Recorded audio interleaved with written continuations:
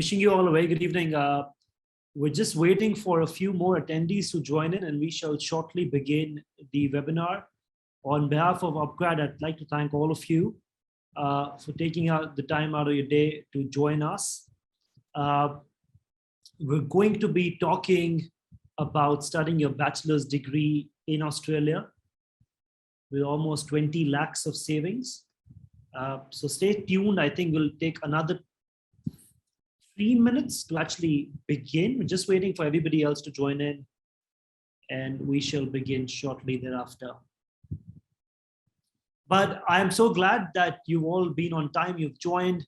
I think one of the things I really appreciate about anybody who aspires to study abroad is the punctuality, the time management. If you can be on time, half your trouble is solved.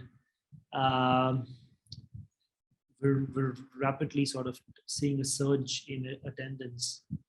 Just a couple of more minutes and then we begin. Meanwhile, if you guys have got any questions, if you've got any doubts, any concerns that you've come to us with, please feel free to put those questions in the chat box and the Q&A button, and we will definitely sort of have Ms. Jen, who's our guest, address them. I'll also shortly introduce her as soon as we're joined by a few more. So another 2 or 3 minutes and then we begin. Thank you.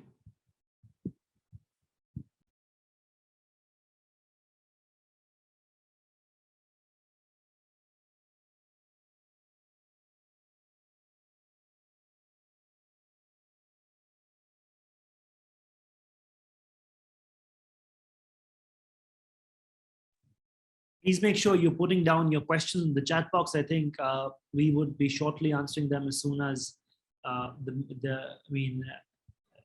as soon as we begin asking Ms. Jen the set of questions that we have for her. We'll take this as a part of all of that. So you're Canada after getting PR for living. Sure, these look like good questions. Let me know if you've got some more, and we'll make sure we put them across to Ayushi, who's a guest speaker, and make sure that's addressed by her.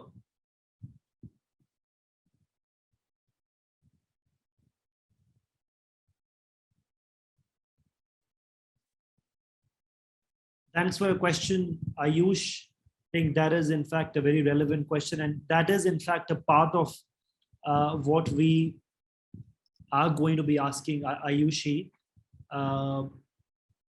Just a couple of more minutes and then we shall shortly begin. Just waiting for the attendance. We're expecting about 150 students across India who are going to be joining. So Nandini, the opportunity to study Australia, to study bachelor's in Australia may not be entirely free, but we're trying to subsidize the cost as much as we can. That means almost, say, about 27 to 28 lakhs of savings from your total degree cost. Almost 28 lakhs of savings with scholarships is what we're looking at.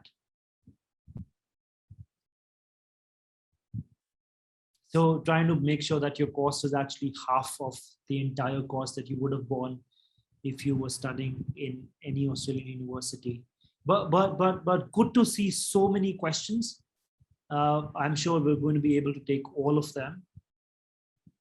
So I think it is safe to officially begin. We've got enough attendees on the call. So for everybody who's joined in, I wish you all a very good evening.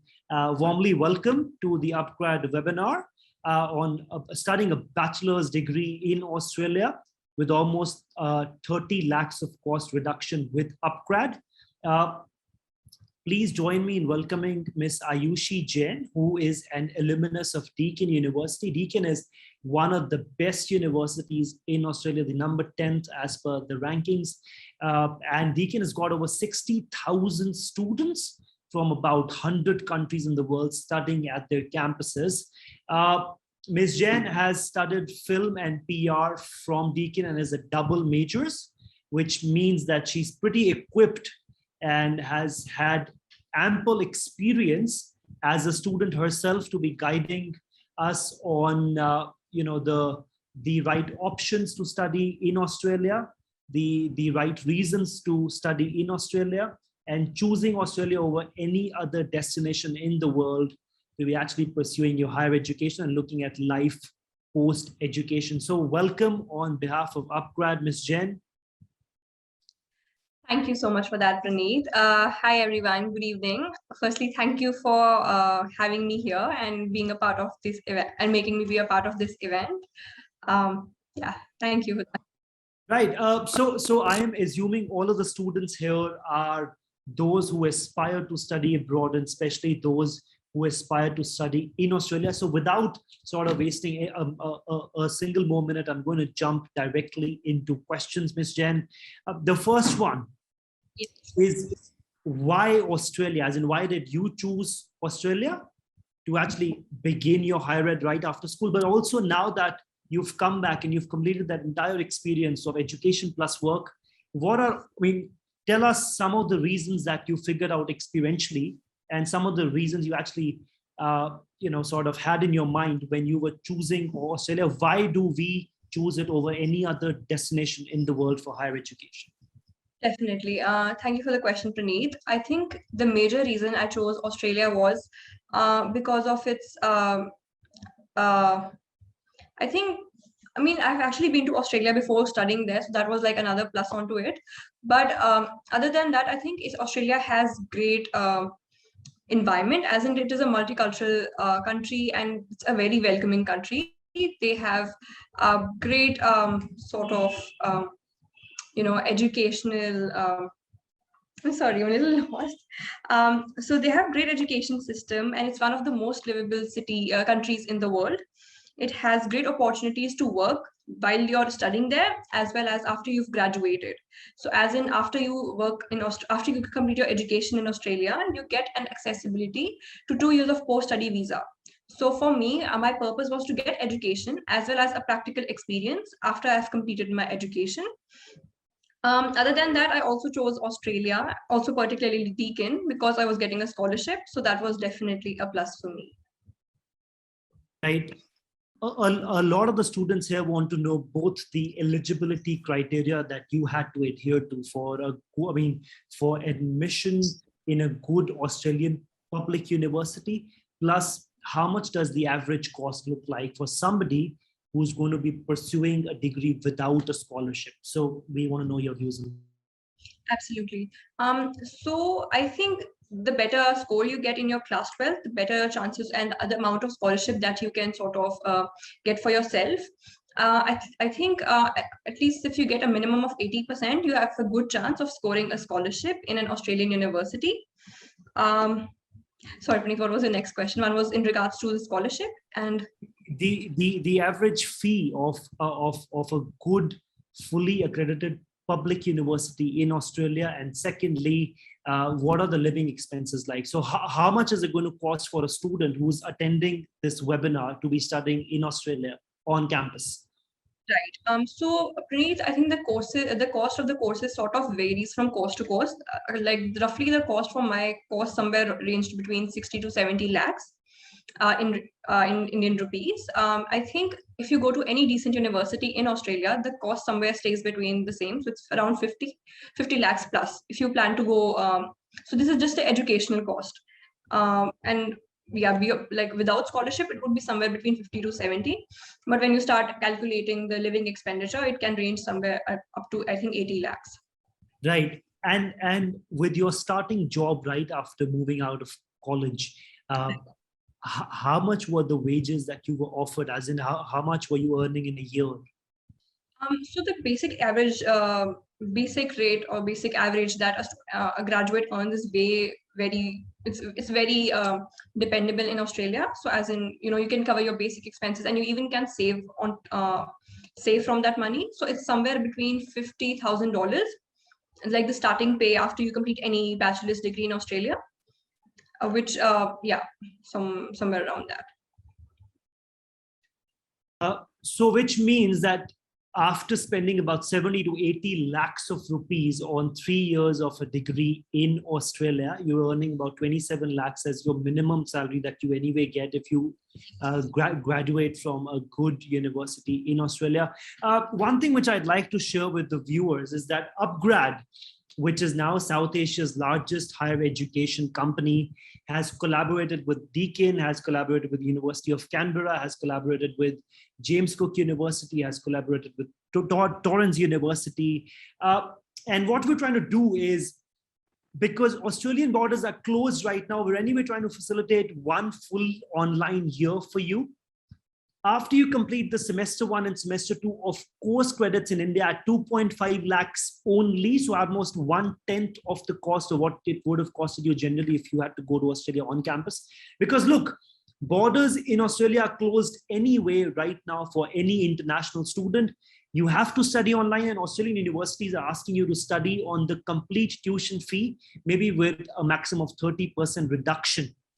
That being said, upGrad now gives you the option of Bachelor of Business, Bachelor of Commerce, with Bachelor of Accounting, Bachelors of Engineering, Bachelors of Business Informatics, AI, Machine Learning, IoT, Data Science, Bachelor of Software Engineering, Bachelor of IT. All of these degrees, you go and complete it on campus in the second year. The first year, you can actually sort of finish that in India. So what that means, according to what Ms. Jain said, is you're spending about only 2/3 the cost of the entire degree, because we're getting you one full year at a 90% cost reduction, plus another $12,200 of scholarship, which is about 7.5 lakhs of scholarship. So that's almost 28 lakhs you saved there. So you finally spend about 40 lakhs on your education in Australia, instead of the 80 lakhs that Ms. Jain mentioned, half the cost, and you're earning about the same amount of money, which is 27 lakhs, which is a minimum salary that you graduate. Plus, with University of Canberra, you get a 3-year post-study work visa, not 2. With Deakin, JCUB, you get 2 years of work visa. So we've got a large option bank of which course, which degree you want to do: a Bachelor of Business, Commerce, Accounting, Engineering, Software Science, Business Informatics, Network Science, AI, Machine Learning, Robotics. Plus, you actually get to choose which campus do you want to finish the degree. And our campuses have a large range of 25,000 AUD all the way to 35,000 AUD in the case of Deakin. Which brings me to the point that one of our partners is the university that Ms. Jain comes from. No, Ms. Yera or Mr. Yera, UWA is not a partner at the moment, but all our universities are fully accredited public universities. Deakin, University of Canberra, which is the top 20 universities in Australia. Deakin is top 10. And then we've got JCUB and we've got Torrens. Ms. Jain, a lot of students here want to know if SAT or any additional supplementary exam is required for your Australian admission process. Is it? So you do not require a lot of tests, any sort of SATs or GREs. You only require PTE or IELTS as in your English proficiency tests if you want to be eligible to study in Australia. So right. No SAT. According to Ms. Jain, so you don't need your SAT, you just need your English proficiency test to be actually enrolled in any Australian university. With upGrad, just for your information, we actually coach and train you for IELTS in-house, and we do not actually require any IELTS proficiency before you begin semester 1 and semester 2 with upGrad. Ms. Jain, the next question to you is, for students here who are very confused between studying in India, which means bachelor's in India, master's abroad, or bachelor's straight from abroad coupled or mated to a master's abroad, how do you differentiate between the two? And what are those key value additions or highlights that you got from your education in Australia, which are irreplaceable and not possible in an Indian ecosystem? Please tell us. Absolutely great. So I'll start with saying that I actually started my college here in India for 2 months because I wasn't sure, should I study in India, should I study in abroad? But I had my friends studying in abroad at that time. And whilst I was studying here, the education was very theoretical based. I'm sure you all would agree with me on this. We've always been taught to cram things and sort of, be like, okay, this is how it is to be, and we've got to do it in one particular way. However, and I sort of, was always of this opinion, this is how education happens. However, when I used to speak with my friends who were studying abroad whilst I was staying in India, we were doing the same course, but the amount of difference, I could see in them and me was like adverse. I mean, they were doing way too much stuff. They were getting practical experience. They were building networks. They were, actually putting themselves out there and not just studying, but also developing themselves as a person. And whilst I was studying there, I knew my growth is being restricted in a way, and that is when I actually made the decision that I want to study abroad. And I am glad that I took that decision, because when I look at it now, I am more practically prepared. I have great networks. I think the employment opportunity has, the horizon of employment has also been like open to me, and it has prepared me very well professionally. So if I was given an option to choose, to get a scholarship in India or abroad, and look for myself, how I would want for my life in future, I would definitely choose a degree in any country abroad. But for me, it was definitely Australia. It helped me a lot. So to summarize, what you're saying is not only does it give you an applied education experience, but there are ample of immersion activities that actually give you the right life skills, and the fact that you had the opportunity to work part-time, of course, would have added to your personality. I think you've got something to share with us. Yes, I was actually going to say, the experience, the education here is very theoretical based, and there it's very real time. So the projects that I had there, we were put in the situation and we had to find solutions to it rather than just theoretically applying the concept, like just reading the concepts.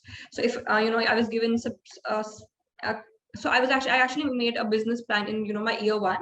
And that is how practical it was. I had to actually think of a business plan, calculate the cost, do the advertising, and do it all in the real time instead of just theoretically reading about it. So in terms of the pedagogical approach is where the larger difference lies, as in how do they keep the learning very learner centered, and how do they give you a lot of applied education to actually see what is the practicality or the experiential learning that you take back from a specific topic, and not rote learning. Absolutely. Rote learning. Right. So we're going to pause there for a while and take some questions. I think we've got a lot of them. We're almost flooding with them. So somebody who asked us, the abroad universities are too expensive. How does an Indian family afford? So whoever is concerned here. So in Australia or Canada or US, whichever our options for hybrid degrees lie. So I mean, if Ms. Jen spent about 80 lakhs in Deakin University to do a double majors, we've brought that cost down to about 40 lakhs. We help you with the education loan. We make sure that you can get as much scholarship as possible. Scholarships depend on your grade 12th result, but also your GPA in the year one when you study with us. So if you can get a 70% marks in your semester one and semester two, you can further get a 20% scholarship, which is about 8 lakhs of INR. So, and when you keep on scoring merit, the scholarship is incremental. It keeps on adding, which means about 60% or 70% of your costs can be waived off if you're meritorious, right? The GPA for the scholarship, for those who had asked, what normally happens is if you're able to score about 70%, say about, or to 80%, you get a high achiever scholarship in some of our university partners. Ms. Jen, do you want to add something to it? As in Australia, what GPA should they be looking at to get financial aid? I would say at least like a minimum of 85% if you want to score a scholarship, and also if you have additional extracurriculars, that obviously adds as a plus for your scholarship application. Right. So Sia, you've told us. I mean, you asked us, is there any role of IELTS? No. So this is, do extra credits affect a lot, even with the merit score? So Sia, we're not really clear about the exact question, so please let us know. And Gitesh, the right time to apply for Australian universities is right now. You can, so right now, why we're telling you this is Australian borders are closed right now. and they're asking you to admit and enroll with them fully online, because international students are not allowed right now. So instead of taking a gap year or spending the entire 25 lakhs of rupees on an online curriculum, you might as well sort of begin your degree with upGrad, finish semester 1, semester 2, and then move abroad. The next question is, let me go. Is there any IELTS in getting any role of IELTS? So Shivangi, no, I think Ms. Jain can back me up here. Yes? In terms of scholarship? Yes. I mean, it's an eligibility criteria if you want to study abroad, but it has no relation on the scholarship. So for 96.2% in 12th, we can get you an ample amount of financial aid. Both upGrad and the university abroad, we can put the application forward on your behalf to get further scholarship. Also, Ms. Jen, Sia wants to know, why is Australia a good destination for business degrees over USA? Of course, I'd like to add one point that as per the costing, Australia is much more affordable than the US in terms of studying business or technology. I think ma'am can also give us more reasons as in why should they study business in Australia. Yes, for sure.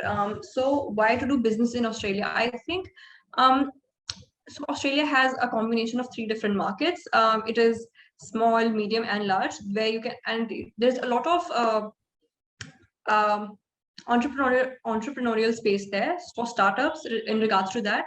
Australia offers a lot of opportunity, and government themselves fund you to begin your startup.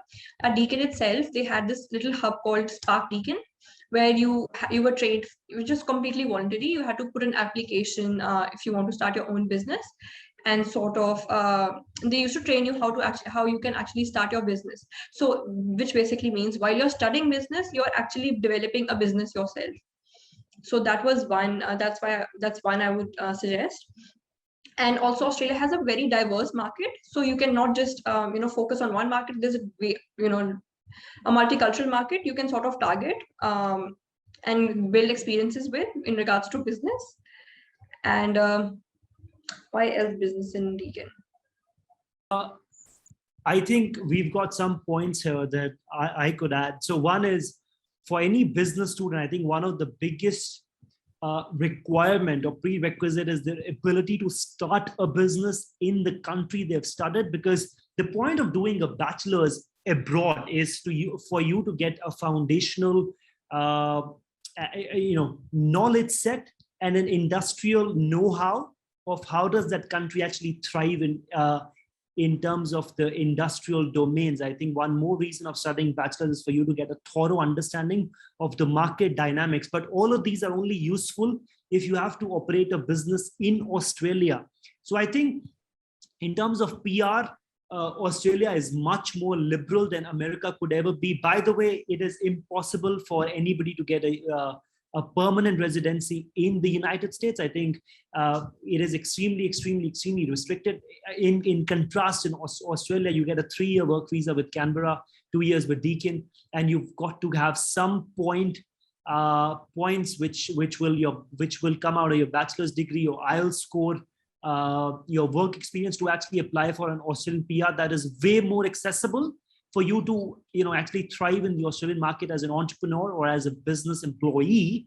And it's a thriving industry and a lot more diverse, secure as a country that you can look or sort of envision your future in.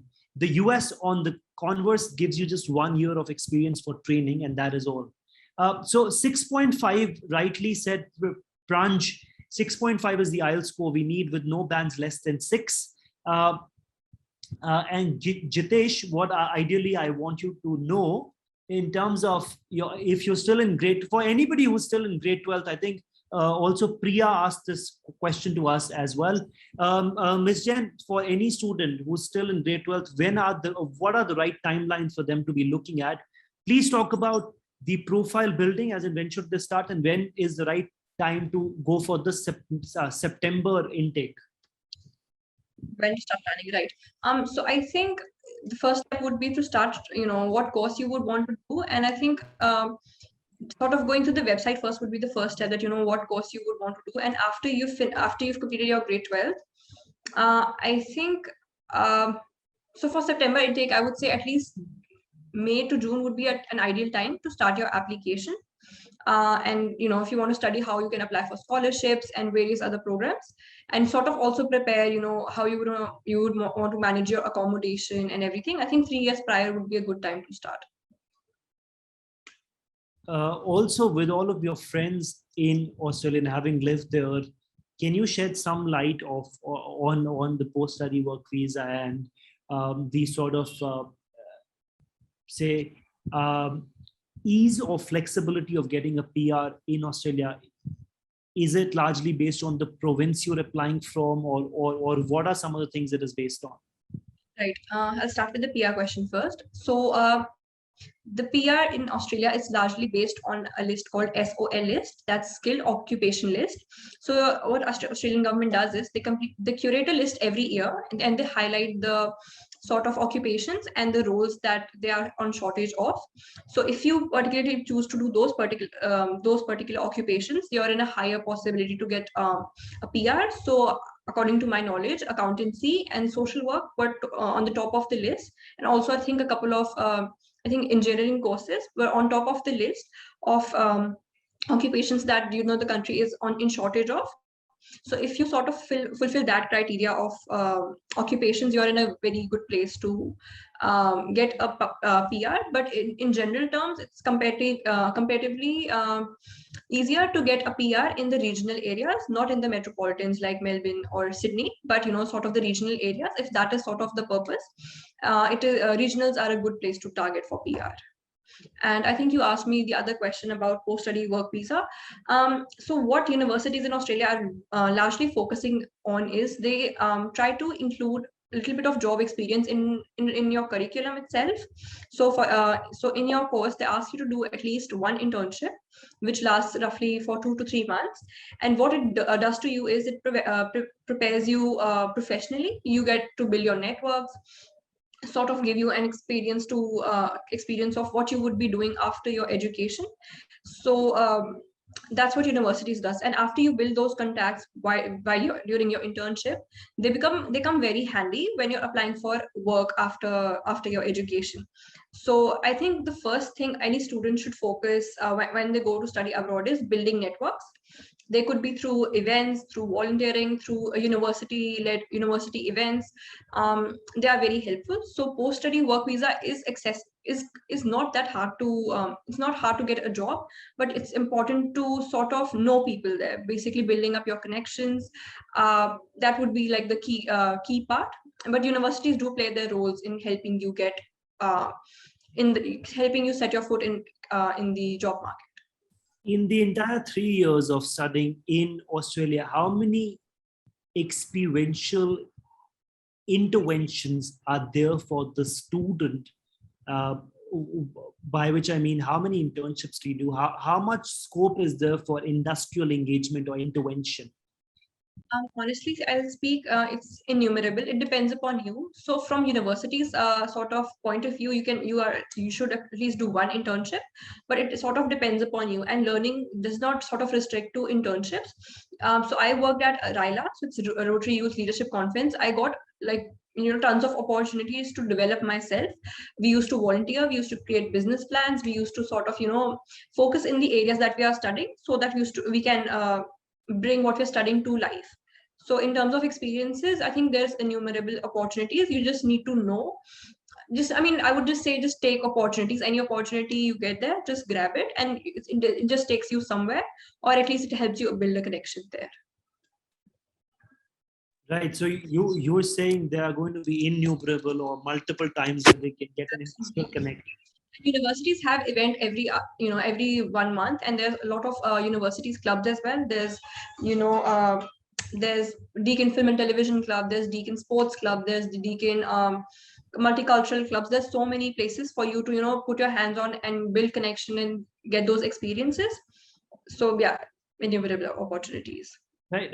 For everybody who's asking us, so if you want to apply to Australian universities through us, the right channel to do that is upgrad.com, and then you select on study abroad, and then you choose a course in Australia. Also, you can write to me on praneet.singh@upgrad.com. Let me also put my email address here. Also, just to sort of repeat, maybe Ms. Jain, there's a student called Vikrant who's asked us, what is the exact admissions criteria for Australian universities? Do you want to take that again and answer that for us? Sure, I can again answer that one. So the criteria is, firstly, you got to decide what course you would want to do. After you've decided, you can you got to give your IELTS or PTE exam. After you've done that, you can apply for an offer letter, and upon receiving the offer letter, you can you are basically eligible for applying for a visa, and hence the process happens. Also, it's important to decide what semester you want to go for. So Deakin has 3 semester opening intakes. So one of them is in July, one of them is in October, and one of them is in March. Right. A lot of questions from Satyam. So for all the medical doubts, we're actually not the right platform for any medical related doubts. I'm not sure if Ms. Jain has some information on that, but also just let me share with you with what all options, what are courses, but a full scholarship may not be possible.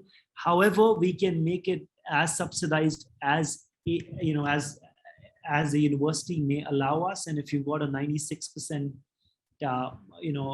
marks or merit, we can definitely try to get you some more financial aid than usual. Also, Pranj, I know you've been asking this question very frequently, but we cannot comment on anything that has to do with the immigration policy or the international border policy of any country, and we may not be able to give you a certainty with respect to that. Yes, cybersecurity has a great demand. I'm just going to suggest some courses. Aryan, Mukesh, and Samdhan. Just going to share my screen.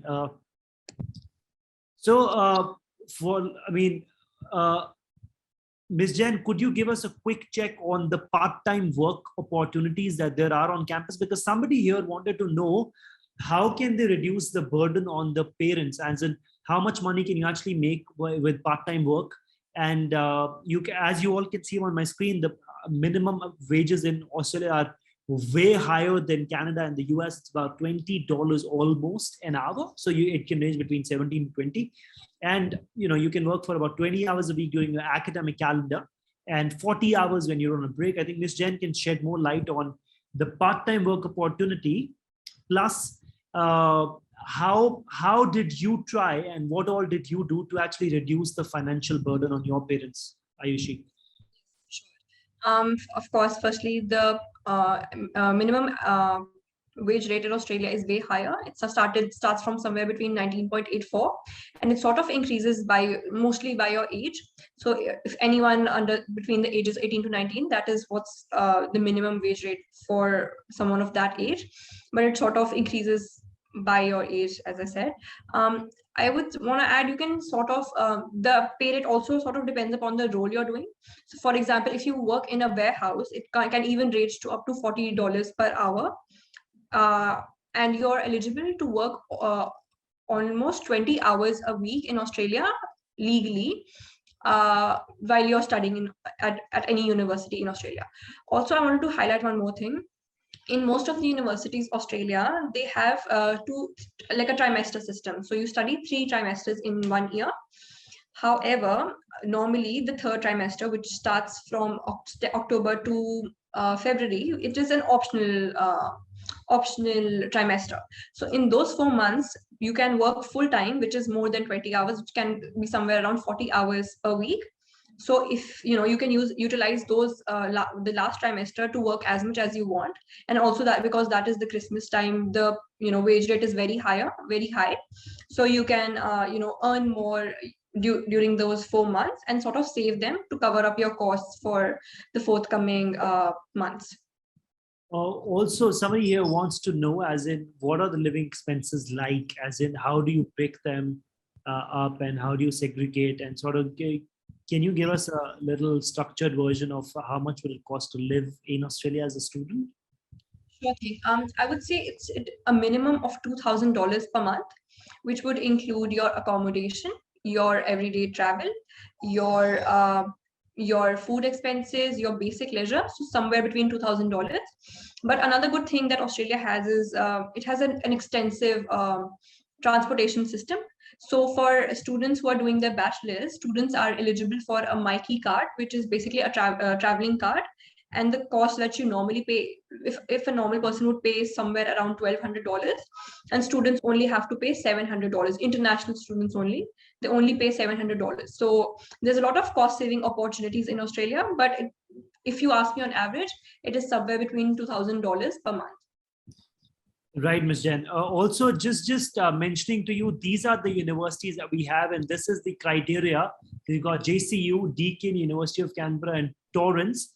And this is the scholarship that they give you. So a 25% scholarship or a 20% scholarship would normally mean about 8 to 10 lakhs of rupees. So if you want to go to Deakin and you've got 25%, sorry, and you've got more than 80% marks, you get about 25% of direct straight financial aid on your tuition fee, which is about almost 10 lakhs of rupees, in addition to what we give you out as an upGrad scholarship. So you're looking at anywhere between, so 20 lakhs you save on the first year anyway, and then you save another 10 lakhs on the last 2 years, which are academic on-campus years, not online years. That is the sort of scholarship you're looking at. So almost 30 lakhs of financial aid out of the odd 50 to 60 lakhs that you spend on an Australian education system. Let me just quickly show you some of our universities that we deal with. So of course, one university is the one that Ms. Jen is a proud alumnus of. It's called Deakin University, ranked number 1 in some of the fields. QS ranking is 230, top 1% of the university, and it is AACSP and Equus accredited. Canberra is of course top 1% of the universities, top 10 in Australia, world's top 20th young university. We talk about James Cook. James Cook is again the 15th top university, but at a glance, I think some of you want to know the business courses. Here are some of the courses that are available at Deakin. So you do a BBA with us in year 1, and then you can actually pursue your major in the last 2 years in business, entrepreneurship, business intelligence, event management, organizational psychology, people management, project, retail, supply chain, sustainability, and development. Ms. Jen, what normally happens is some of these universities have professional accreditations. For example, if I study accounting at Deakin, I become a member of the CPA, as in the Professional Accountancy Network in Australia. Similarly, I'm sure when you graduated from film and PR, there may have been some professional accreditations of Deakin University that made you a part of the larger network in your domain. How does that help you? So I was a part of PRIA, which is a public relations association for in Australia. They used to have plenty of events, both nationally and internationally, and used to meet leaders of PR during those events. There were mentors who would mentor you one-on-one in your professional journey, sort of also link you to various people in the industry to help you further in your employment process, and just guiding you at every path that you know what is the right step you should take at this point of time. Right, got that. So which means when I study in Australia and I finish in one of these domains, I become a part of the professional networking group, which is across Australia for everybody who is a graduate of that specific field. And you can network, you can increase your alumni outreach, but you can also get a lot of work opportunities like Ms. Jen mentioned. Also for all of them who are, yes, I can email you the PDF, Vikrant, absolutely can do that. For engineering, you have University of Canberra, so you can do an honors degree, which means 4 years of Australian education, not 3. You can do a Bachelor of Engineering with majors in robotics and artificial intelligence, or network and software engineering with honors, Bachelor of Software Engineering, BIT. And Bachelor of Business Informatics. Bachelor of Business Informatics basically means IoT, machine learning, AI, data science, cloud computing, all of these things. Vikrant, I see you raising your hand. Can you please put down your question in the Q&A button? Yes, we can share the PDF with you. You just have to write to me on praneet.singh@upgrad.com. I'm just going to put my email address on the chat box. Yes, Pranj, a good university near Gold Coast should be JCU. JCU is actually at the heart of Gold Coast. I can show you some of the courses that James Cook has. Let me go here. So James Cook has these universities in business, these courses in business branch. And so you can do a BBA year one standard, and then you can also switch your degree to Bachelor of Commerce or Bachelor of Accounting with Banking, Economics, Bachelor of Event, and choose between 50 different majors. Also, can I see by a raise of hands, how many students here are actually confused between Canada and Australia?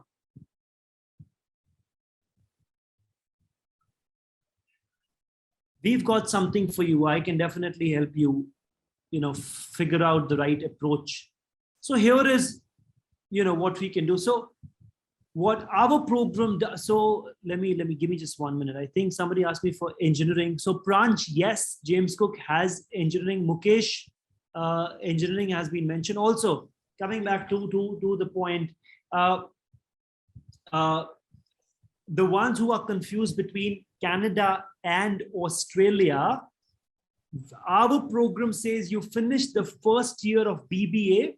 That is the standard BBA year for all of these universities that are a partner in Australia, Canada, US. That is one standard year.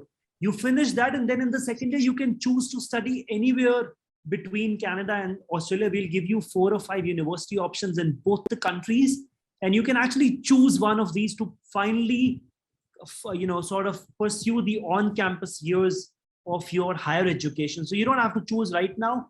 You begin, even if you want to begin with an Australian university in mind, you get the offer letter, you start with us. In the second year, you will still have a choice between switching to Canada or Australia, because these Canadian universities and Australian universities, all of them are articulated to the same BBA year in the semester 1. Nakul, it is online for first year only. The last 2 years are on campus, like I mentioned to you, Nakul, and everybody else who's attending this. Australian borders are closed for international students. If you want to go to Australia, you anyway have to study online, but at the regular tuition fee, right? Yes, Gitesh, for the scholarships that you are seeking, you will have to enroll through upGrad. And we don't charge a single rupee of any application fee. If you want to know, it's just the academic fee, which has your IELTS. So Satyam, good you asked. Let me cover with you the cost. So this is how Australian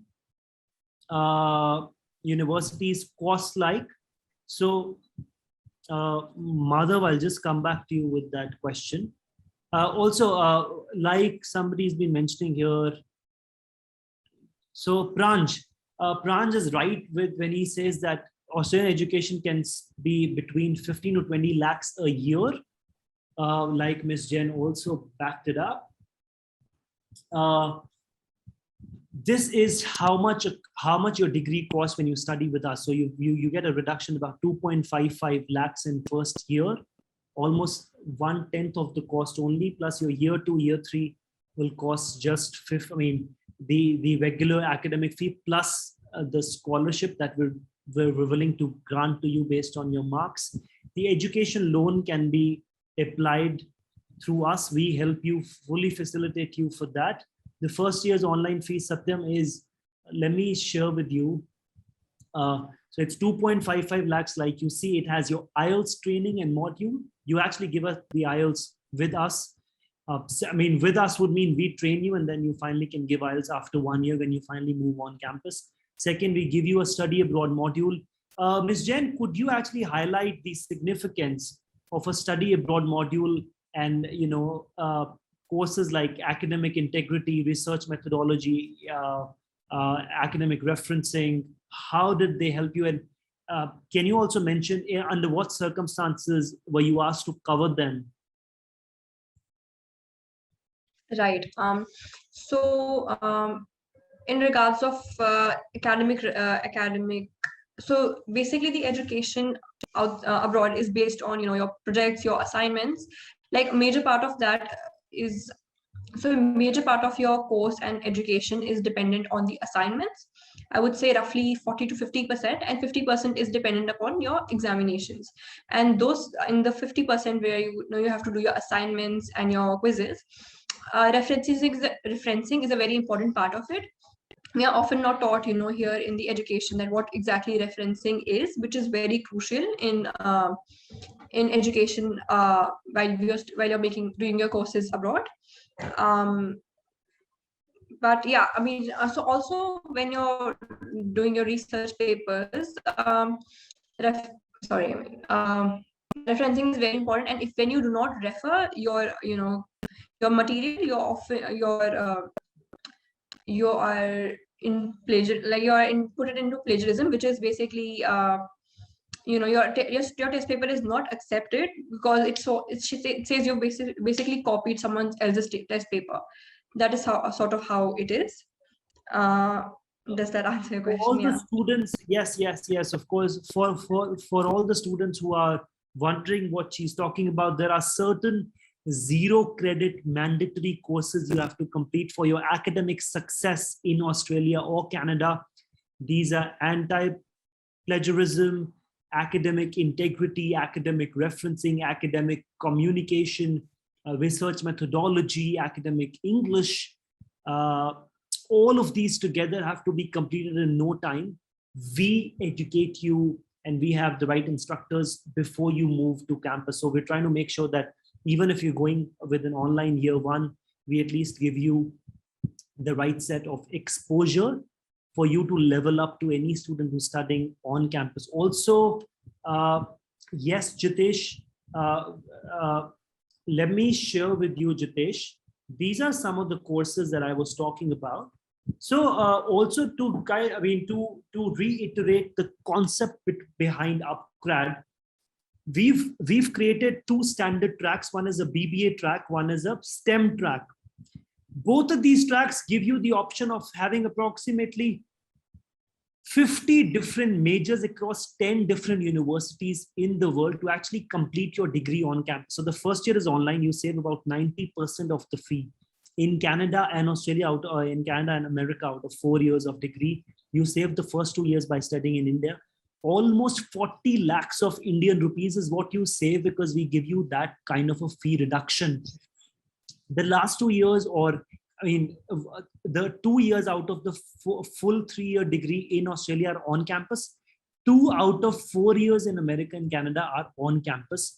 We also have a 1+3 setup in Canada. So even if you want to study 1 year in India right now and 3 years afterwards on campus, you can do that with us. So we're trying to say you don't have to necessarily choose right now.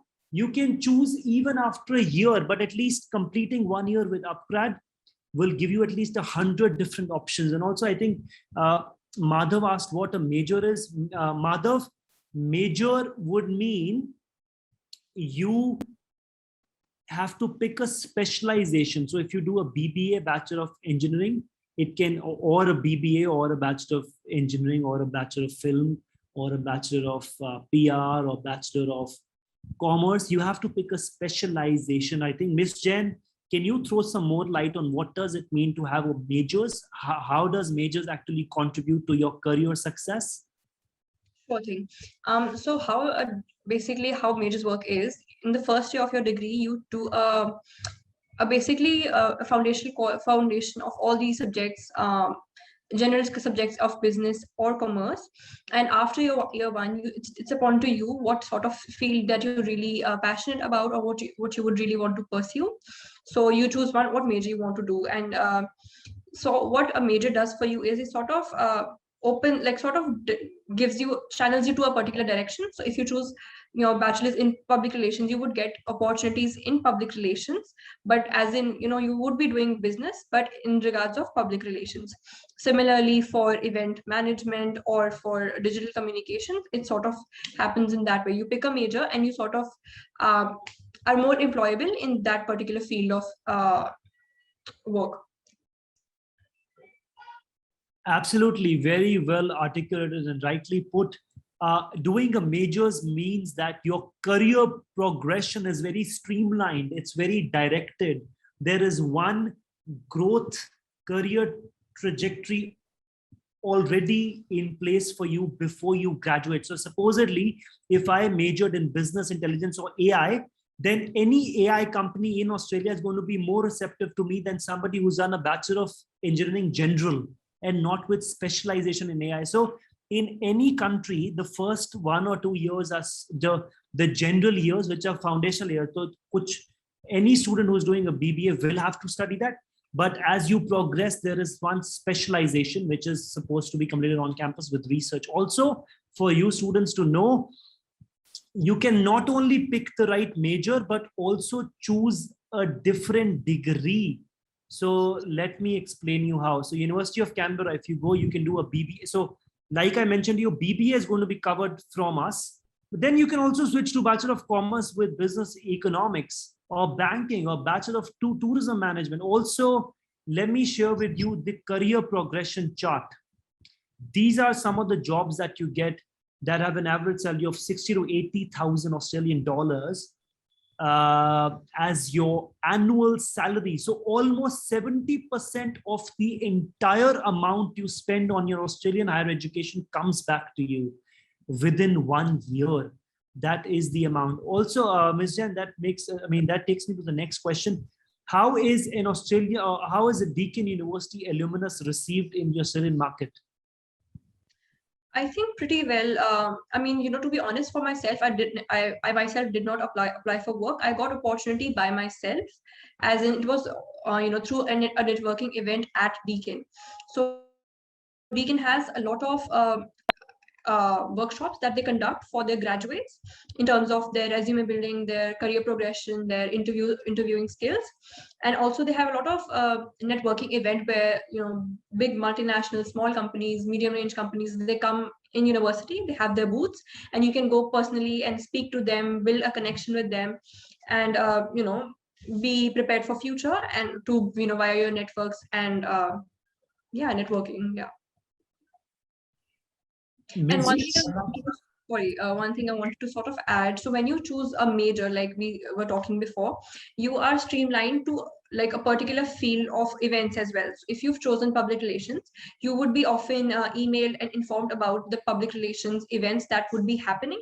Similarly, for marketing or finance, if any sort of events happening around the country or around the city, you're always informed about them. Absolutely. I'm just going to jump to your question, Satya. Meanwhile, Ms. Jain, there's somebody who here wants to know how an honors degree considered relative to a simple general bachelor's degree in Australia. I think honors involves more of research. Like in my point of view, I think honors is valuable when you want to get into the research sort of field.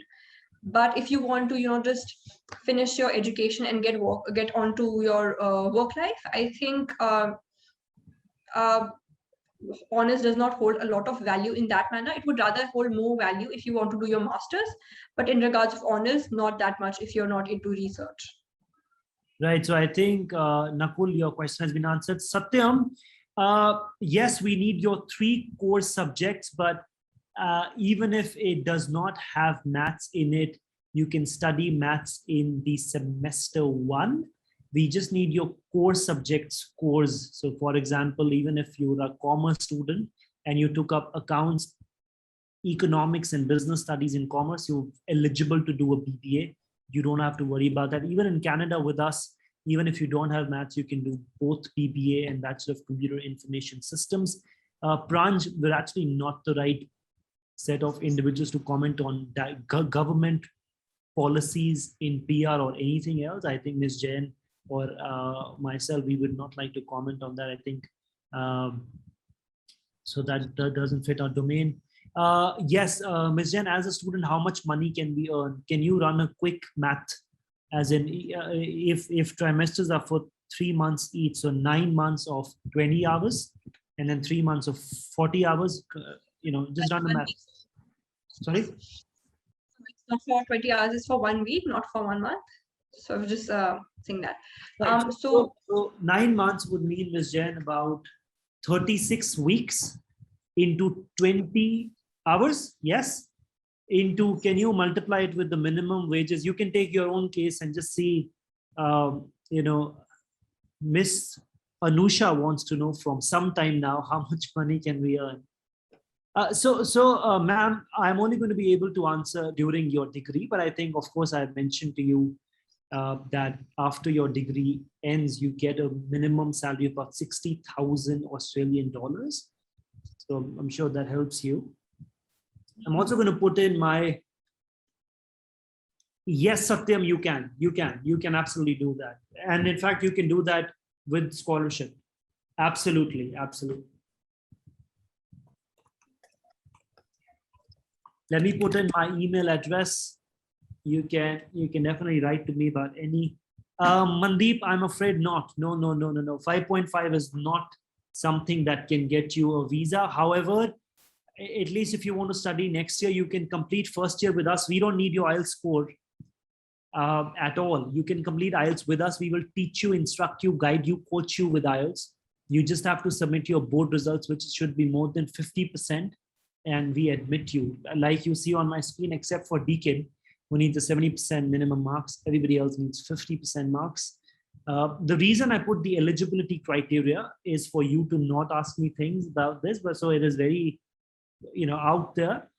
In terms of Anusha's doubt, IELTS is mandatory to get a visa, Anusha, but for your admission with upGrad in year 1, it is not required.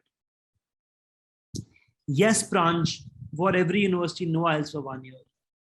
JT, it's late, but of course, as in it depends a lot on how do you explain your gap years. So you can still go in for masters if you can explain your gap years. But here is the thing, universities are open to taking your reason for gap years, but visa officers may consider it odd. So it depends on, have you had bridge experiences between your course and what sort of work experience have you had in these gap years? Have these been relevant? So are they actually catapulting you? So if you've done AI, now you want to study masters in AI, good, you will get the visa. But if you've done masters in business, or if you've done a sales job all throughout, and now you want to study AI at 29, maybe they want to question what is the sudden reason behind the interest, so that way. Hope I could answer that. So I think almost everything has been answered. I have given you my email address in the chat box. Please make sure you write to me for anything that is there.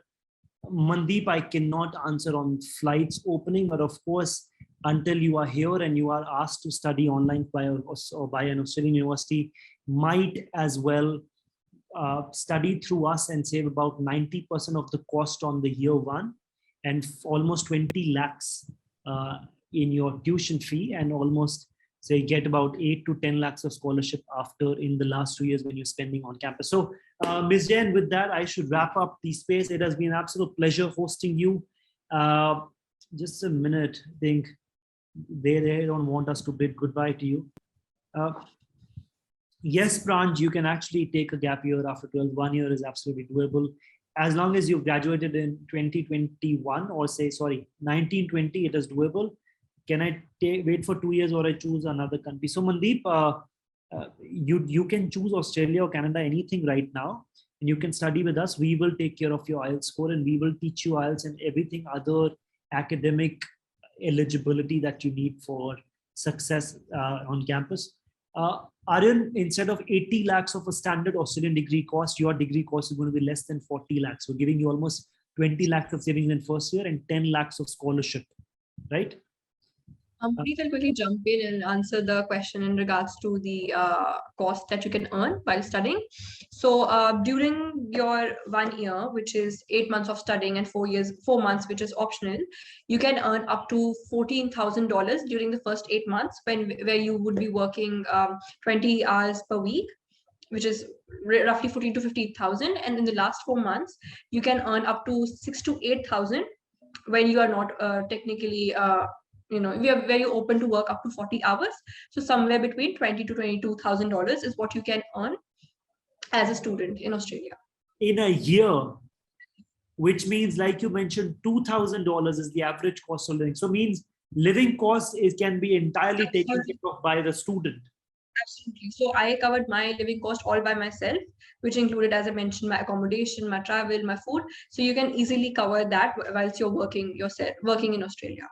Wonderful. So that just means that at the most they have to ask for the academic fee to be taken care of by their parents, on which we're actually giving you a 25% of subsidy, even after allowing you to save about 20 lakhs on the first year when you study online, plus another 25% at Deakin, out of the academic fee. So 75% of the academic fee plus your living expenses can be taken care of by your own.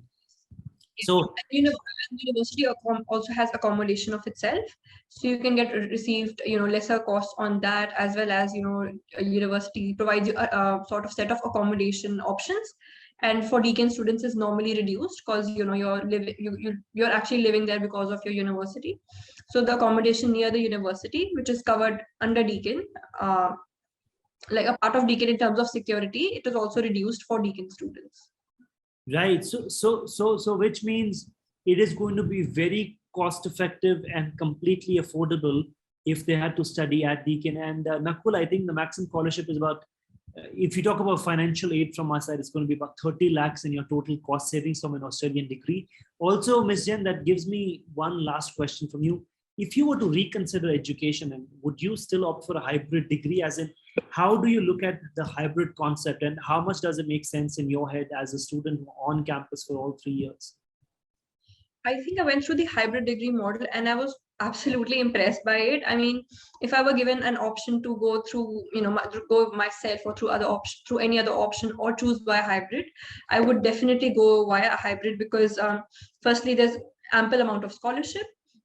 And first year I can actually prepare myself academically, which is something that I struggled with whilst I was there.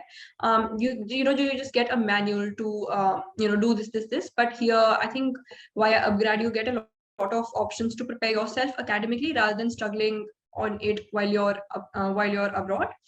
And also I think I would say that living you can also save up to a lot of living costs, and especially during the pandemic, I think it's a great opportunity that if one avails hybrid model for themselves, and I would definitely have chosen it for myself too. Sorry, Puneet, I think you're on mute. So sorry. Also, Nakul, that depends on a lot of things. You can always get in touch with us. So we will get you and help you, assist you with education loan. Whether you need a collateral or not depends a lot on your family income. And we're going to be fully invested in sort of assisting you with the entire process from the beginning until the end, from the time you actually have to get your IELTS and everything else in place to actually get you at admissions, to actually getting you on campus. So we take care of your transitioning and guarantee your academic and career success, both for your semester 1, semester 2 curriculum. For any student here who wants to know about the syllabus, who wants to ask about different courses, who wants to ask about different universities, who wants to put any question directly to Ayushi, or anything else that you may need from us in terms of any higher education doubt, query, concern, question, I will make sure Ayushi gets the, to see any doubt that you've put across to me and answer that. So please feel free to write to me on an email for any question. I am going to just put in my email address on the chat box. There you go. I will make sure that I can copy Ayushi on every doubt that you ask me. But of course, as a follow-up, I'll also have a copy of the presentation sent to you. Again, on behalf of everybody else, I'd like to thank you, Ms. Jen, for your time, for your valuable experience, for your guidance, and for us to actually gather an invasive intelligence on how would the day in the life of an Australian student look like, and what are the career prospects for students. Also, Arun, you can find Ayushi on LinkedIn as Ayushi Jain. You will be able to search her. You can also ask any direct questions to her through LinkedIn also. Yes, Keshav, I can take one final question. Please tell me. Yes, Mandeep, we will have regular webinars on Germany. Yes. I'm hoping Keshav has. So Bachelor of Architecture. Yes, so we can help you with that, Keshav. I have put in my email address. I will get you a direct admissions team personnel to connect with you and help you with that, right? On behalf of upGrad, I'd like to thank everybody else who are here, and would like to thank you again for your time and your your interest in our programs. If there's anything else we can help you with, please make sure you write to me on the email. Vijita, sorry, we're running late. I think you can ask the question on email. I'll have that answered. If it's a quick question relevant, you can take a shot.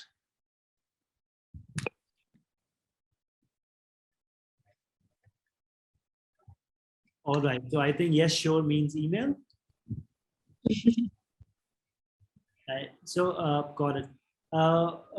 Ms. Jen, is there anything else that you'd like to guide the students with as your final, words? I would just like to add that, if you're ever considering that, you would want to study abroad, would you want to go for your bachelor's or your master's, I would definitely say go for your bachelor's. I think bachelor's is your sort of your building ground, based on what your future life is going to look like. So if you have your sort of your base stronger, it's going to definitely help you further. I mean, you're going to start from a base, for example, like from already a stronger base, you're likely to flourish further. And yeah, I mean, and when you plan to go study abroad, take any opportunity that you get. There's always learning in anything you do. In universities, going around, just make sure that you keep yourself open to new ideas and new experiences. That's what I would want to say. And I'm just going to add my LinkedIn profile here in the chat if any people were asking about it. So if you've any question in regards to how international student would look like for an Australians for international students, you can always ask me in regards to that, sort of how to build your networks, how where you can build your networks. Basically, you can always ask me that. Right. I'd like to thank all of you for your time. Wish you all good luck. Thank you so much for this, Praneet.